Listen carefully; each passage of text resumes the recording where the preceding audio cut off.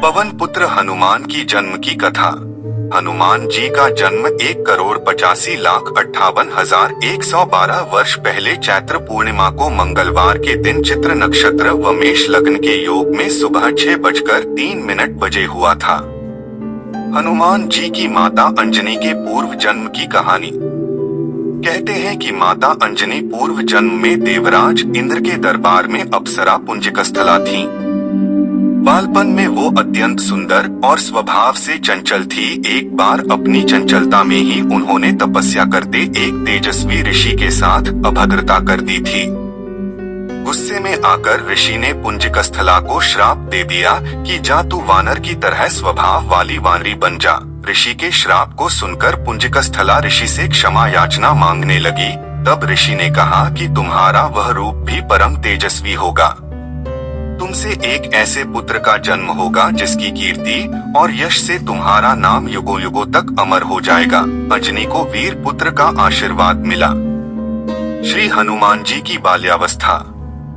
ऋषि के श्राप से त्रेता युग में अंजना में नारी वानर के रूप में धरती पे जन्म लेना पड़ा। इंद्र जिनके हाथ में पृथ्वी के सृजन की कमान है, स्वर्ग में स्थित इंद्र के दरबार महल में हजारों अप्सरा सेविकाएं थीं, जिनमें से एक थी अंजना अप्सरा पुंजिकस्थला। अंजना की सेवा से प्रसन्न होकर इंद्र ने उन्हें मनचाहा वरदान मांगने को कहा। अंजना ने हिचकिचाते हुए उनसे कहा कि उन पर एक तपस्वी साधु का श्राप है, अगर हो सके तो उन्हें उससे मुक्ति दिलवा दें। इंद्र ने उनसे कहा कि वह उस श्राप के बारे में बताएं, क्या पता वह उस श्राप से उन्हें मुक्ति दिलवा दें। अंजना ने उन्हें अपनी कहानी सुनानी शुरू की। अंजना ने कहा, बालपन में जब मैं खेल रही थी तो मैंने एक वानर को तपस्या करते देखा। मेरे लिए यह एक बड़ी आश्चर्य वाली घटना थी, इसलिए मैंने उस तपस्वी वानर पर फल फेंकने शुरू कर दिए। बस यही मेरी गलती थी, क्योंकि वह कोई आम वानर नहीं बल्कि एक तपस्वी साधु थे। मैंने उनकी तपस्या भंग कर दी और क्रोधित होकर उन्होंने मुझे श्राप दे दिया कि जब भी मुझे किसी से प्रेम होगा तो मैं वानर बन जाऊंगी। मेरे बहुत गिड़गिड़ाने और माफी मांगने पर उस साधु ने कहा कि मेरा चेहरा वानर होने के बावजूद उस व्यक्ति का प्रेम मेरी तरफ कम नहीं होगा। अपनी कहानी सुनाने के बाद अंजना ने कहा कि अगर इंद्रदेव उन्हें इस श्राप से मुक्ति दिलवा सकें तो वह उनकी बहुत आभारी होंगी।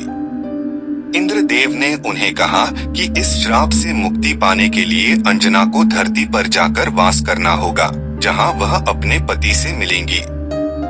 शिव के अवतार को जन्म देने के बाद अंजना को इस श्राप से मुक्ति मिल जाएगी। इंद्र की बात मानकर अंजना धरती पर आई और केसरी से विवाह। इंद्र की बात मानकर अंजना धरती पर चली आई। एक शाप के कारण उन्हें नारी वानर के रूप में धरती पे जन्म लेना पड़ा।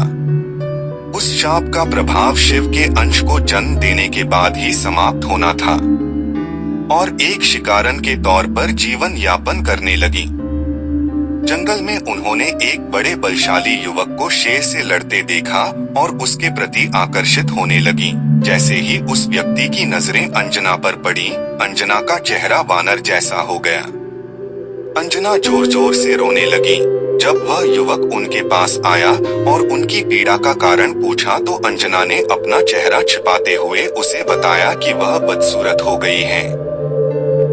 अंजना ने उस बलशाली युवक को दूर से देखा था, लेकिन जब उसने उस व्यक्ति को अपने समीप देखा तो पाया कि उसका चेहरा भी वानर जैसा था। अपना परिचय बताते हुए उस व्यक्ति ने कहा कि वह कोई और नहीं वानर राज केसरी हैं, जो जब चाहे इंसानी रूप में आ सकते हैं। अंजना का वानर जैसा चेहरा उन दोनों को प्रेम करने से नहीं रोक सका और जंगल में केसरी और अंजना ने विवाह कर लिया। केसरी एक शक्तिशाली वानर थे, जिन्होंने एक बार एक भयंकर हाथी को मारा था।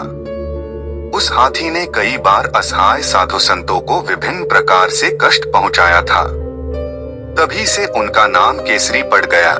केसरी का अर्थ होता है सिंह। उन्हें कुंजर सुदान हाथी को मारने वाला के नाम से भी जाना जाता है। पंपा सरोवर। अंजना और मतंग ऋषि पुराणों में कथा है कि केसरी और अंजना ने विवाह कर लिया पर संतान सुख से वंचित थे। अंजना अपनी इस पीड़ा को लेकर मतंग ऋषि के पास गई।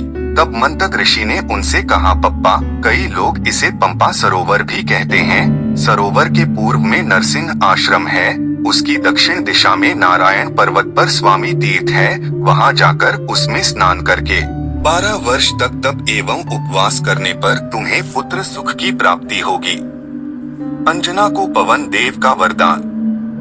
मतंग रामायण कालीन एक ऋषि थे जो शबरी के गुरु थे।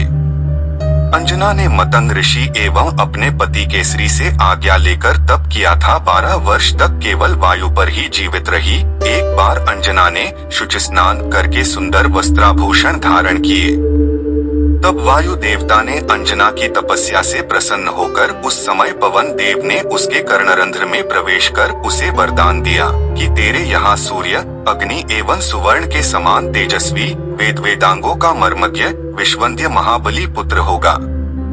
अंजना को भगवान शिव का वरदान। अंजना ने मतंग ऋषि एवं अपने पति केसरी से आज्ञा लेकर नारायण पर्वत पर स्वामी तीर्थ के पास अपने आराध्य शिव की तपस्या में मग्न थीं। शिव की आराधना कर रही थीं। तपस्या से प्रसन्न होकर शिव ने उन्हें वरदान मांगने को कहा। अंजना ने शिव को कहा कि साधु के श्राप से मुक्ति पाने के लिए उन्हें शिव के अवतार को जन्म देना है, इसलिए शिव बालक के रूप में उनकी कोख से जन्म ले। कर्नाटक राज्य के 2 जिले कोप्पल और बेल्लारी में रामायण काल का प्रसिद्ध किष्किंधा। तथास्तु कहकर शिव अंतर ध्यान हो गए।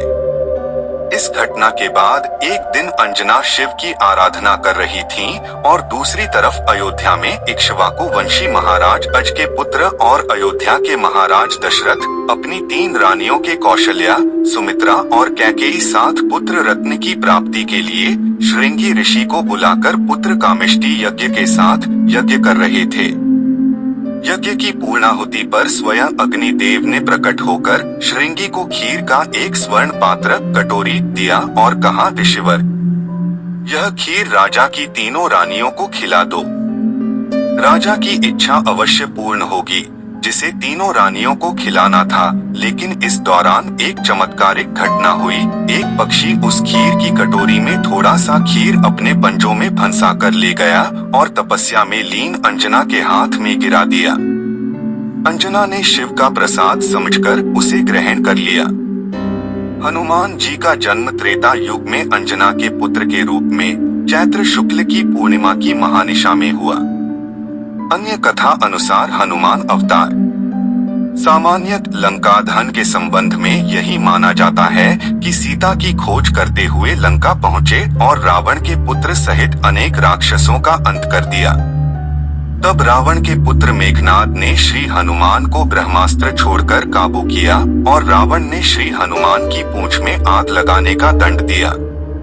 तब उसी जलती पूंछ से श्री हनुमान ने लंका में आग लगा रावण का दंभचूर किया।